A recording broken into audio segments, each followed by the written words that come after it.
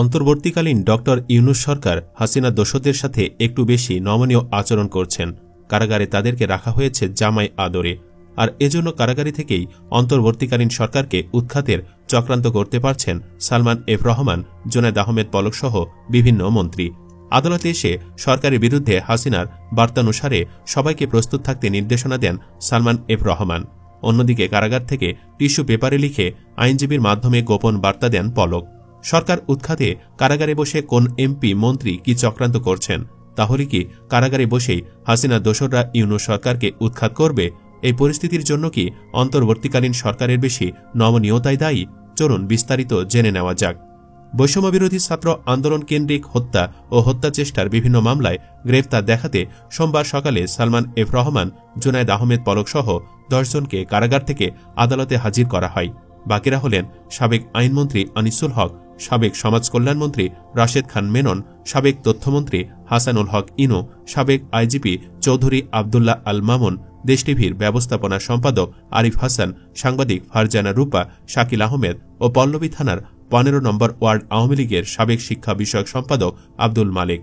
এদিন সকাল 9টা 57 থেকে 10টা 22 পর্যন্ত ধাপে ধাপে আদালতের হাজতখানা থেকে এই 10 আসামিকে ঢাকার মেট্রোপলিটন ম্যাজিস্ট্রেট সাইফুজ্জামানের এজলাসে তোলা হয়। কাঠগড়ায় আসামাত্রই আসামিদের আইনজীবীরা তাদের কাছে চলে আসেন। তখনও বিচারক এজলাসে এসে শুনানি শুরু করেননি। এই সুযোগে সালমান এফ রহমানের কাছে তার আইনজীবী গোলাম মন্তাজা ও মুকুল সহ আরও কয়েকজন হাজির হন। মন্তাজাকে কাছে ডেকে তিনি বলেন, শ্রমিকদের কি খবর? এরা কি করতেছে?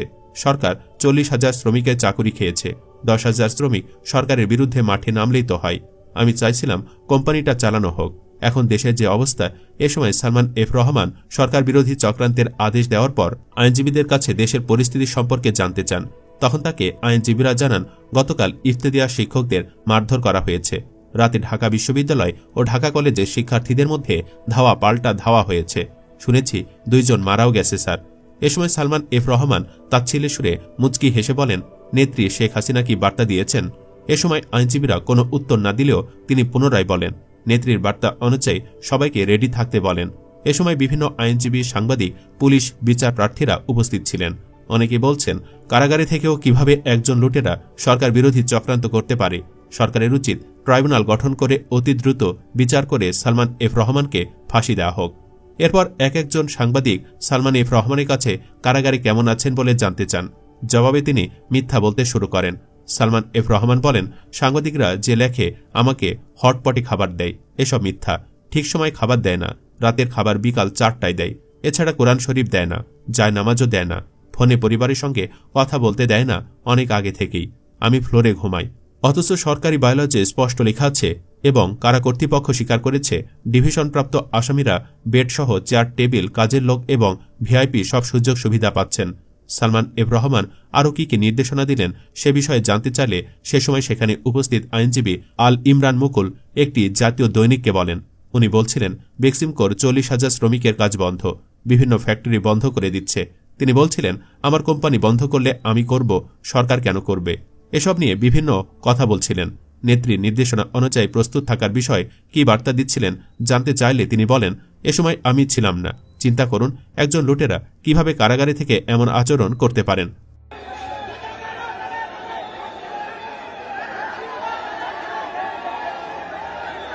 অথচ দরবেশ খ্যাত এই ব্যক্তি দেশের ব্যাংক খাতকে একাই ধসিয়ে দিয়েছেন। বিলন বিলন টাকা ঋণ নিয়ে তা বিদেশে পাঠিয়ে দিয়েছেন। এমনকি সাবেক অর্থমন্ত্রী কিবরিয়া দরবেশের এসব কর্মকাণ্ডে বাধা দিলে তাকেও লোক ভাড়া করে খুন করেন দরবেশ। শুধু দরবেশ না, জুনায়েদ আহমেদ পলকও ষড়যন্ত্রে লিপ্ত। শুনানি শুরু হওয়ার আগে জুনায়েদ আহমেদ পলকের কাছে ছুটে যান তার আইনজীবী ফারজানা ইয়াসমিন রাখি ও তরিকুল ইসলাম। এ সময় কুশল বিনিময়ের সময় কৌশলে আইনজীবী তরিকুল ইসলামের হাতে লেখা একটি টিস্যু পেপার গুজে দেন। এ সময় বিষয়টি টের পেয়ে পুলিশ সদস্যরা বলেন, টিস্যু পেপার বা কাগজে কোনো বার্তা দেওয়া নিষেধ।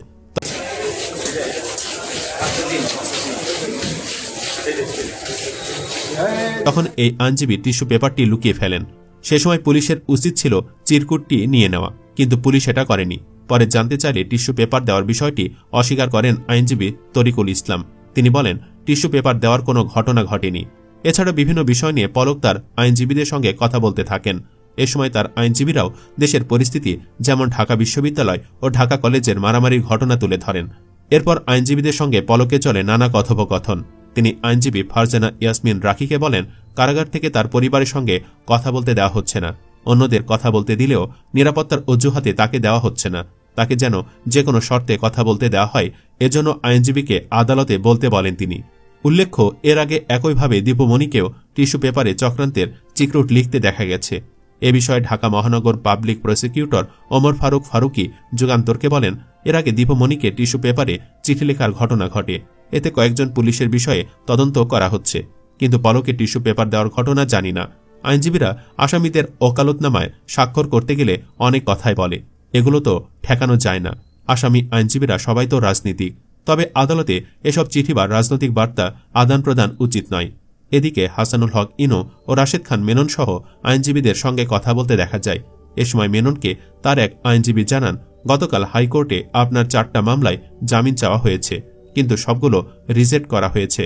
এরপর মেনন আইনজীবীকে বলেন, আপনারা হাইকোর্টে গেছেন কেন? এরপর মেনন আরও বলেন, আমার তো 17-18টা মামলা হয়ে গেছে মনে হয়। তখন আইনজীবীরা মেননকে জানান, 21টা মামলা স্যার। তখনই মেননের ঘাড়ে হাত রেখে দাঁড়িয়ে থাকা হাসানুল হক ইনু রসিকতা করে বলেন, আমার তো 40টা পার হয়েছে, আমার নামে 80টা না হলে হয় নাকি? পরক্ষণে মেনন আইনজীবীদের বলেন, পত্রিকায় তো আমাদের কোনো খবর দেখি না। তখন এক আইনজীবী উত্তরে বলেন, সব কন্ট্রোল করা হচ্ছে স্যার। এদিকে হাসিনার আরেক দোসর অর্থাৎ 71 টিভির প্রধান প্রতিবেদক ফারজানা রূপাকে আফসোসকৃত কর্মের জন্য আফসোস করতে দেখা যায়। উল্লেখ্য, হাসিনা সরকার যাদের মাধ্যমে গোটা গণমাধ্যমকে কবজা করেছিলেন, তার মধ্যে অন্যতম একজন এই রূপা।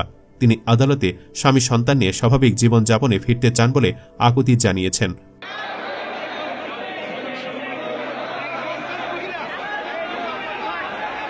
মিরপুর থানার এক হত্যা চেষ্টা মামলায় গ্রেফতার দেখানোর আবেদনে শুনানিতে আদালতকে এসব কথা বলেন তিনি।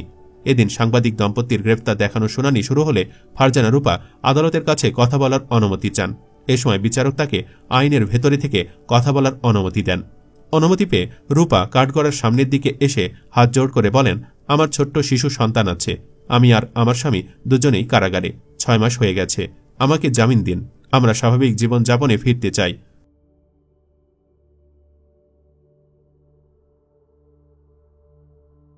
শুনানি শেষে আদালত রূপা ও শাকিলের আবেদন নামঞ্জুর করে গ্রেফতার দেখানোর আদেশ দেন। এদিন বৈষম্য বিরোধী আন্দোলন কেন্দ্রিক রাজধানী যাত্রাবাড়ি থানার হত্যা মামলায় সাবেক প্রধানমন্ত্রী শেখ হাসিনার উপদেষ্টা সালমান এফ রহমানকে 3 দিনের রিমান্ডে নিয়ে জিজ্ঞাসাবাদ করার অনুমতি পেয়েছে পুলিশ। সুপ্রিয় দর্শক, আপনি কি চান অতি দ্রুত বিচারের আওতায় এনে এসব কুখ্যাত অপরাধীদের যেন কঠিন শাস্তি নিশ্চিত করা হয়? কমেন্ট বক্সে জানিয়ে দিন আপনার মতামত। ভিডিও ভালো লাগলে লাইক দিন এবং শেয়ার করুন, আর অবশ্যই চ্যানেলটি সাবস্ক্রাইব করুন। ধন্যবাদ।